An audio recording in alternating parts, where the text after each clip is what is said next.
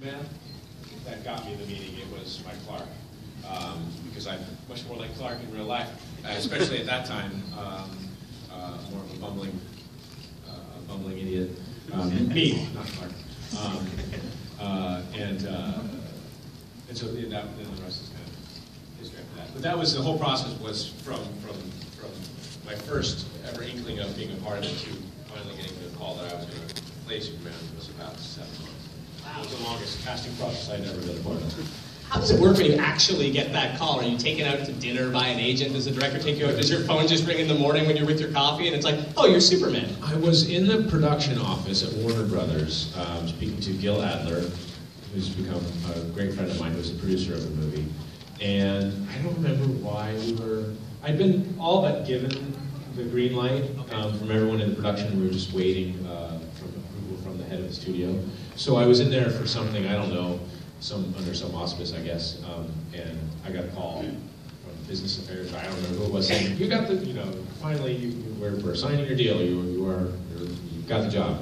And I was relieved more than anything. I think I sighed and sat down, fell down in the chair. But then I called my mom and my dad, and my mom screamed out loud, celebrated. So. Then it became real. Yeah, that's awesome. Let's open it up. You were very enthusiastic on the moment, so yeah, you got the first question. Yeah. So big fan of a lot of your work in Zack Theory. Yeah, thanks. Great. So listen, in considering mates for Wonder Woman, Batman's a great choice because he's awesome and he's Batman. But I always thought that Superman was the better choice because they're like equal. So and now that that's out in the comics, the relationship is public. I just wondered in recognition of that, could I have a hug? You're cagey. There's a long lead up. That's going to be mine. That was in the back. The question was, can I have a hug? With an awesome lead up.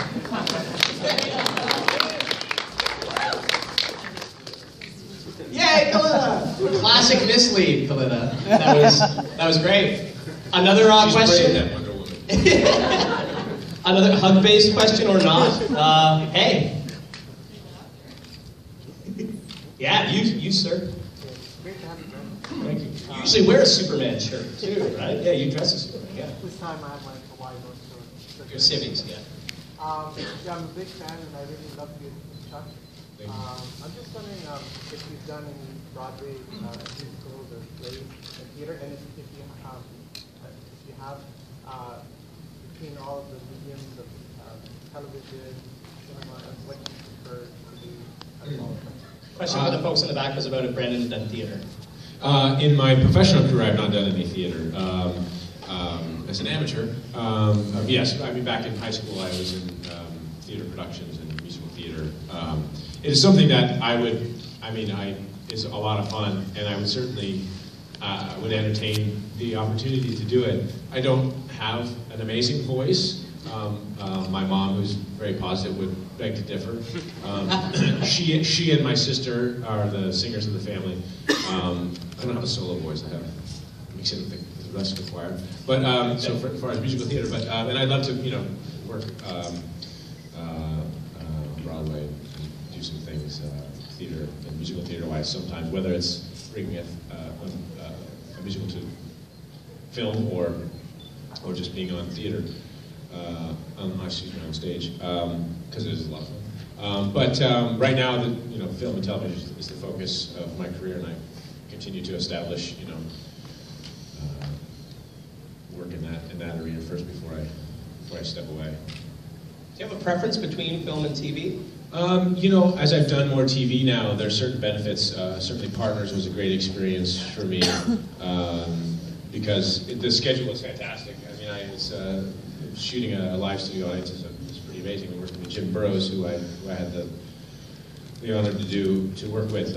He is a veteran and a director, so we didn't have to work. We only worked 4 days a week. We did the show, and it was great. But I really enjoy film. Creating a family for just a little bit of time, and all being invested in that. TV world is so hard because you don't know how long the show's going to last. A film, you're going to get it, and most of the time, it's going to be. You're going to get it out there. Right. TV is kind of hit or miss sometimes, and there's a lot of differences, but I like both. Cool. Another question from the floor. Hello, sir, in the hat. Hello. Hi, Brandon. Hi. Hi. I wanted to ask, had the project move forward with other movies and such, was there already a footprint set out in terms of where the story was going? What was already laid out? And did maybe Bryan or the writers share anything with you? Like, what were the general ideas? For a sequel, I think Bryan has talked about what a sequel was going to focus on. There's some article. I think there was a debate what to do about Jason, about the son, certainly, and also the relationship between Jimmy Marsden's character, Richard. There it is. Richard and Superman, and Lois had to deal with that because Richard was such a nice guy. To push him to the curb was kind of, But he's not Superman. No, he's not. No. I mean, come on. He's only a mere mortal. There was going to be they were going to deal with that some way, and I think there was a terrorist army plot type of thing involved. No superheroes or super villains? I don't remember what villain. There was maybe talk of like Bizarro, I think, at one point.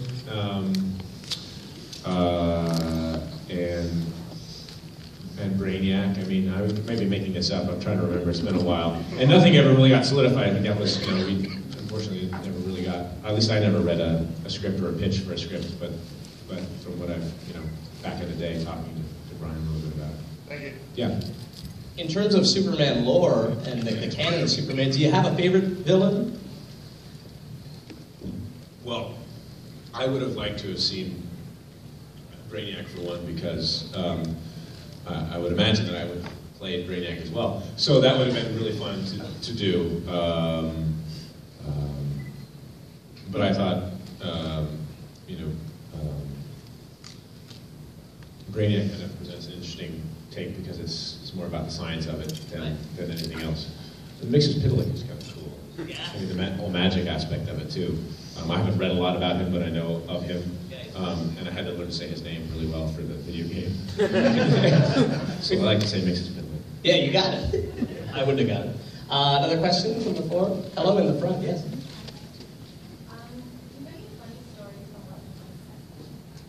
Any funny stories from the set of Chuck?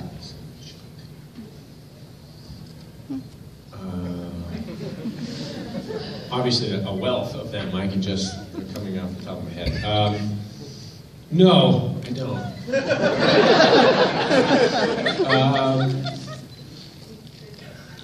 Secrets about... Oh, you want trash talk about Zach Levi? That's what He is as nice as people say he is. He can only speak the truth. It's a very... what's fun? The Buy More... what's interesting, I can tell you about the Buy More. I used to forget sometimes that I was in the Buy More, that it wasn't a real store. And there was sometimes an old product on that was like outdated technology, that because it never got on camera, that you would see. It's like, wow, how far we've come. That's not a really interesting story, I'm sorry. I was in a lot of like sad moments, so there wasn't a lot of levity when I was around. I was kind of the doom bringer. Did playing Daniel Shaw in Chuck, did that come about because of McGee's knowledge and awareness of you? Because obviously he's one of the forces behind Chuck. Yeah, no, I don't know that exactly. I don't think so necessarily. There's a connection there other than the Superman connection. They had the fact that I played the ultimate, Boy Scout, that they thought having me come in, as everybody would be imagining that I was playing a good guy, that I could help, that would help pull the wool over everyone's eyes. In the middle there. Hello, sir. Yes? Oh, hi. Hi, Brandon. Hi. I was just wondering if you could talk a little bit about working with Kevin Spacey. I know that quite often he's a bit of a method actor. Were there any sort of fun practical jokes that he played with you in order to get into the character of Lex Luthor?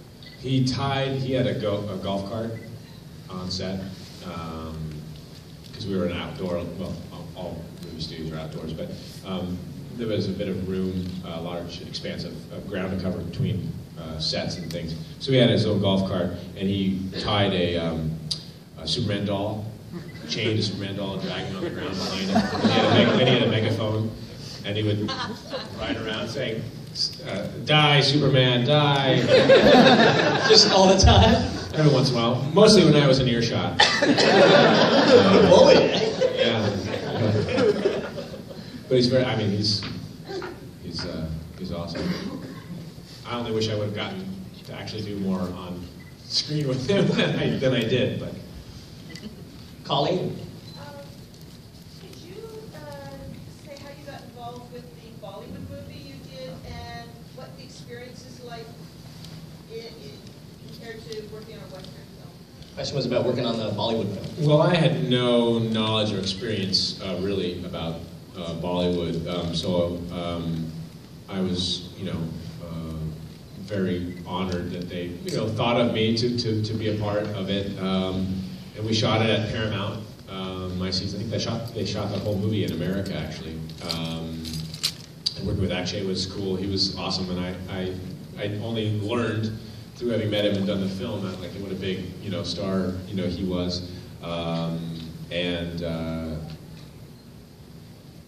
So it was I don't know that it was that different. It was just new people, meeting a lot of new people, and I just did a small little thing in that, but it was very gracious and kind. I suppose that the set was much more calm than it tends to be in a Hollywood production, where everyone's rushing around and we're running out of time and this and that, and everyone was maybe enjoying their time a little bit more at ease on the set of that movie. Hello, sir. Hey, so what was the physical conditioning, nutrition, and diet and stuff like to fill wear shoes like those? Well, at the time, it was a lot of weight training. I did actually something called rope yoga, which is not called rope yoga anymore. It's called glow motion. My trainer was from Iceland, Gudni Gunnarsson, and he developed this rope yoga, which is a kind of Pilates yoga.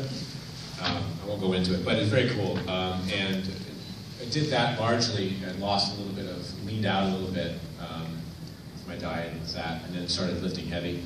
I ended up putting on 25 pounds mass over 4 or 5 months, eating a lot of chicken breast and a lot of egg whites at the time.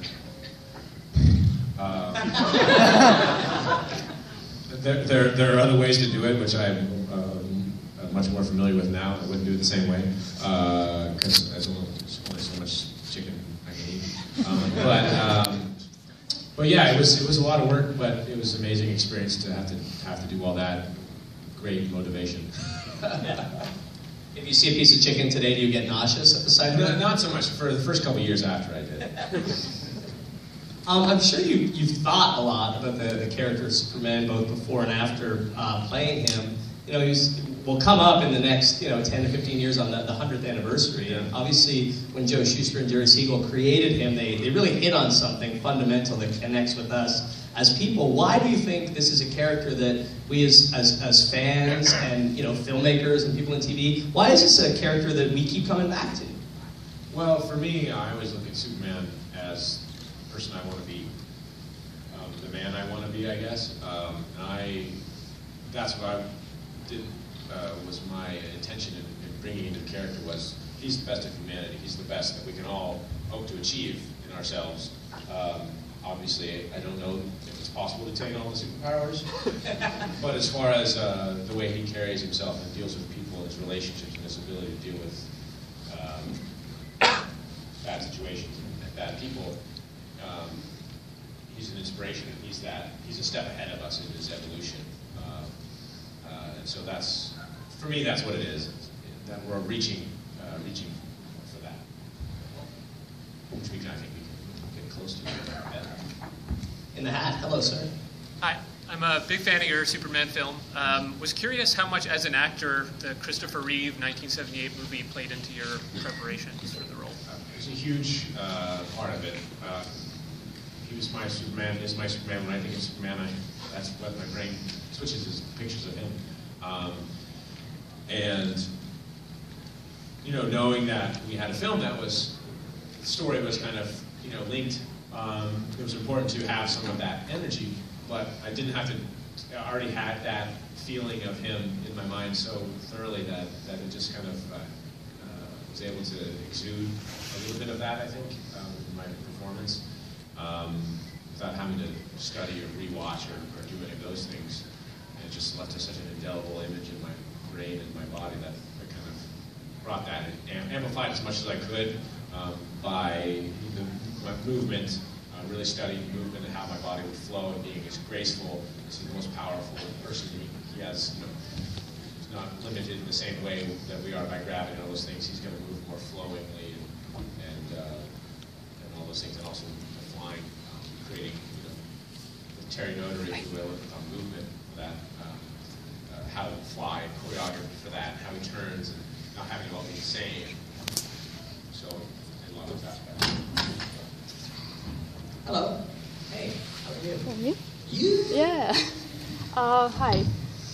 Your new film, Missing William, just opened on Friday, I know. Could you tell us about something? Missing William, yeah. She's talking about Petra, right? Yes. Hi. Missing William is an indie drama that's, I believe, available on Netflix and Amazon Prime. It's kind of a sad movie about relationships and love and long lost love and a lot about love. And sadness and that kind of thing. So if you're happy, don't watch it. Commiserate. No, it's my wife is in it, Courtney Ford, who's lovely and amazing, and so it was great to work with her. We shot in Rhode Island, so that was very cool. And Ken McRae is the director and awesome. The cinematographer also became a good friend of ours, Brandon Cox. It's a nice movie. Thank you. And one more thing. Yesterday at Photo Op, I was so nervous and I so wanted to hug you. And I just ran out like crazy and I was raving at him like, oh my God, I didn't get my hug. Can I get a hug too? Another hug! The hugs are going like hotcakes. You want to. Woo! Let's do a hug cheer. Yeah!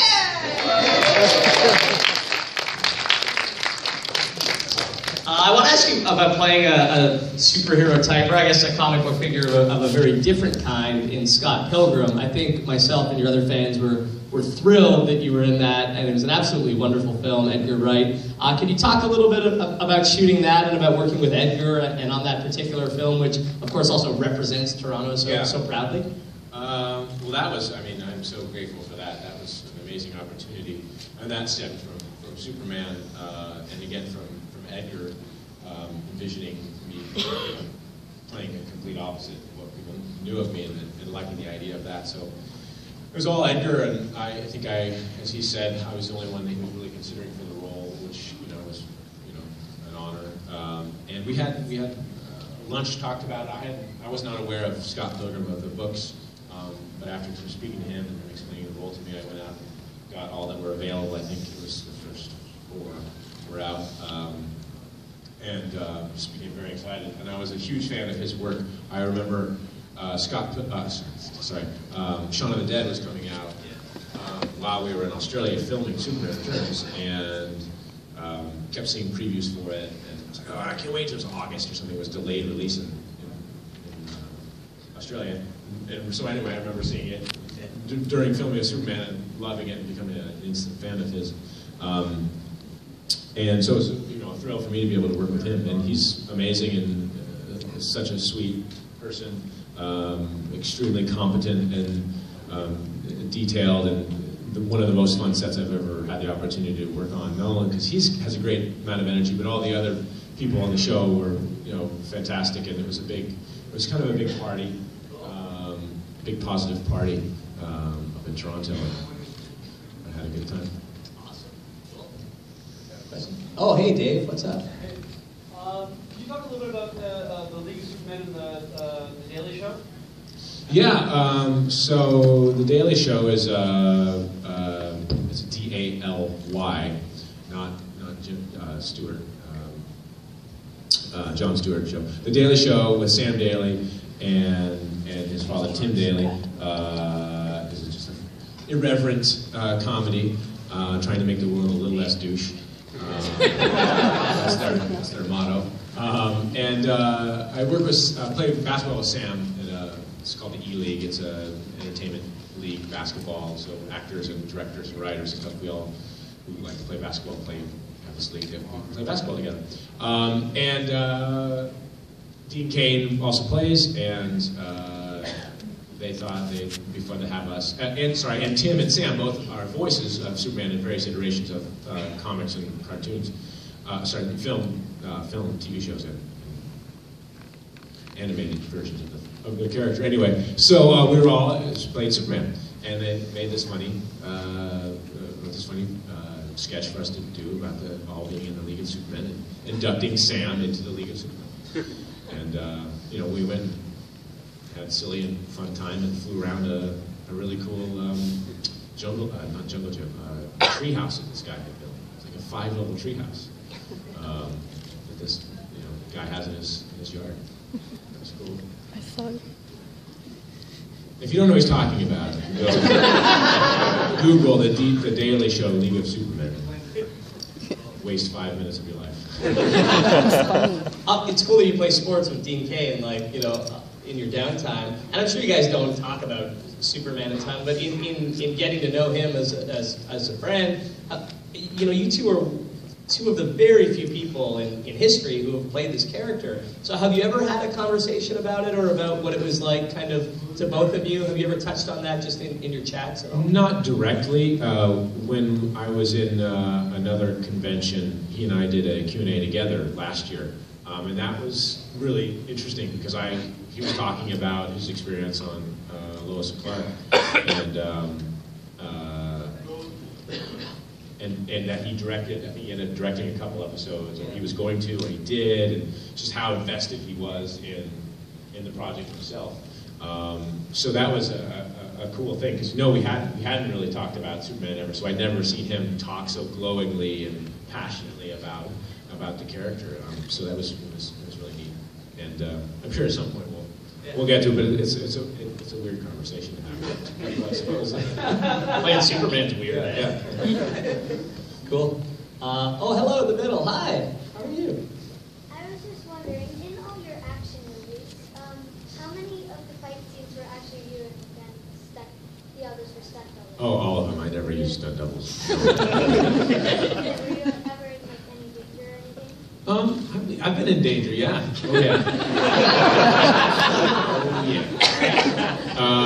So, basically, for Superman, I was in a harness, which is what you wear underneath a suit, which they attach wires to hang you from the ceiling.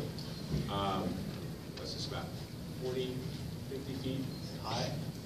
This roof, I don't know. So I've been it's definitely this high, if not higher, many, many times, and falling down is what they do. You have to get used to it. So there's a whole month or so of just rehearsal for flying. So that's kind of dangerous, because they could not hold me. And we did second unit on Superman for probably 4 months, in and out, not necessarily every day, but pretty much every day I was flying and doing some type of 2-second flying scene, which was considered a stunt. Now, I didn't get to throw any punches on Superman, but I did take a lot of punches when I'm getting beat up by Lex's goons on New Krypton, and so that was a real rough night, because I think we shot that at midnight to like 3 a.m. for some reason. In the middle of the night we shot that, and the water that I was splashing through was very cold, and choking and gasping. So that was a fun stunt. So I didn't have to do any fighting in that, and I definitely didn't have a stunt double, Mike Massa, the amazing Mike Massa, who's awesome. And then he also worked with me on Dylan Dog, Dead of Night, which I did get to do some fighting, and I learned the choreography and did a lot of that stuff. I did as much as I could do, basically. Some things they don't let you do, unless you're like Tom Cruise and you can say, screw you, insurance company, I'm doing it, I'm jumping from this car. But I don't have that clout, and I also don't necessarily need to jump from cars. So I did as much as I could without risking delaying the film from being heard.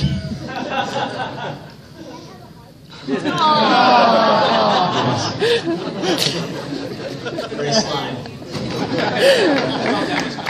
Up here.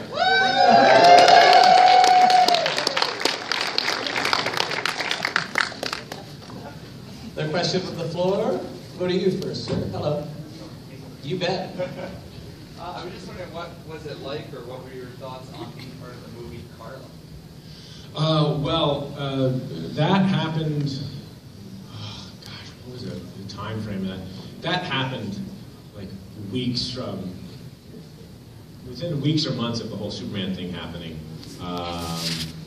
Actually, I think it was like 4 months. And then I had a meeting about Superman. And then they came back to me and wanted to reshoot a scene for it, which was like, I think they want me in more of this movie now that I've been cast as Superman. We didn't end up getting his schedule. It didn't work out. But that was my first, I believe that was my first film credit. And I was really nervous. You know, it is what it is. It was a weird dance club scene where, you know, you're supposed to be dancing, but there's no music, and I'm not a great dancer. So I have rhythm, but I'm not a good dancer. And so that was awkward and weird. Was Laura nice? Laura was very nice, yes, thankfully. To her credit, she was very nice, and I was probably being a weirdo. So that was a bizarre experience for me. And it's a rough movie and a rough concept and story, so I don't know. Doing conventions like these, you know, have you seen the world of sci-fi and genre fandom really grow over the years? And what do you think about the fact that, you know, this world that we all love and live in, this world of everything geek and genre, has really kind of become, in a way, the nexus of pop culture? Does that surprise you or gratify you at all? I guess it might be a little surprising. I haven't seen a difference in, well, I guess I have. I mean, I've not attended a lot of cons. I've probably been about 10, you know, since Superman came out a while ago. But what is cool is I see people, I guess, maybe who I wouldn't expect to see over the last couple of years. And that's total judgment on my behalf to say that I can't, it's strange to see you at a convention. Who are those people? But I think it's great. I think what's exciting is in a society, sorry, we have become more accepting of it, so it's not as weird, we're not, you know, as much isolated. I think it's really freaking exciting because, you know, we're all expressing ourselves in many different ways and just free enough to be okay to do it, you know, because there's a lot of people who love to be into this stuff, but they're still judging themselves that they be looked at oddly. But there's a lot of fun in this world. I mean, I didn't grow up reading comics. I was into, you know, I play Magic when I have the chance, and I play Catan, and I wrote Terry Goodkind and Robert Jordan and Terry Brooks. The grandfather at all for me was Terry Brooks, but fantasy stuff. So I read online. I'm in it, and I think if I didn't play this character, I'd probably be more in it.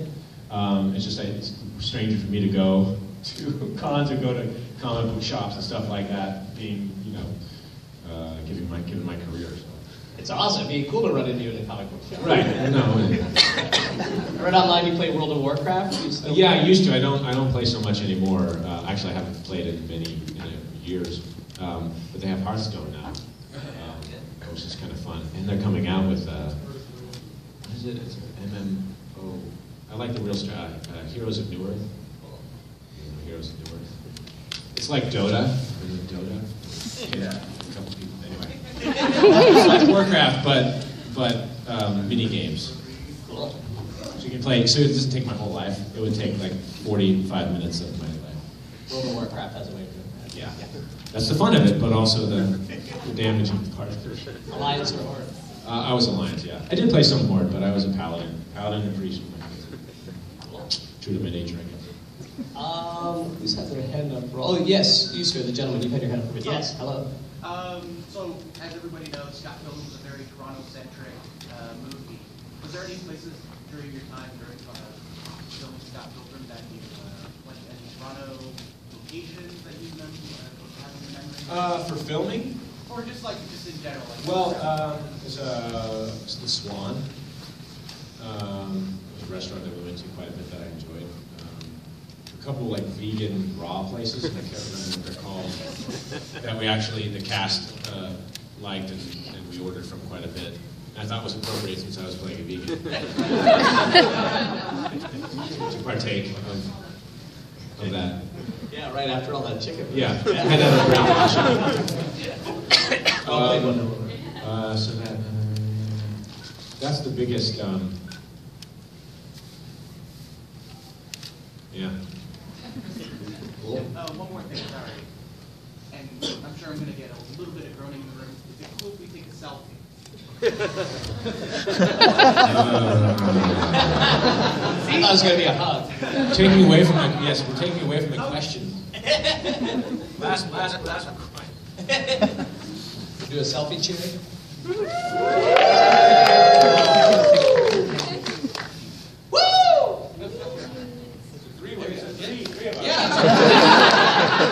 Thank you so much, man. Superman just photobombed you.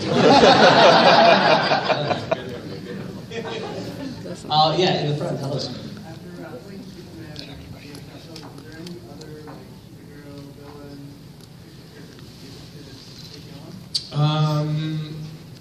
Question is, would he be interested in doing another superhero or supervillain? No. First of all, I think it'd be weird to play any other comic book superhero. It would be kind of strange. A villain I can play, I think. I'm just not, like I say, I'm not a comic book guy, so in that sense, so I don't have a wealth of knowledge of who that would be. When the X-Men, before this all came out, before I was Superman, I thought when the X-Men came out, maybe I would like to be Gambit.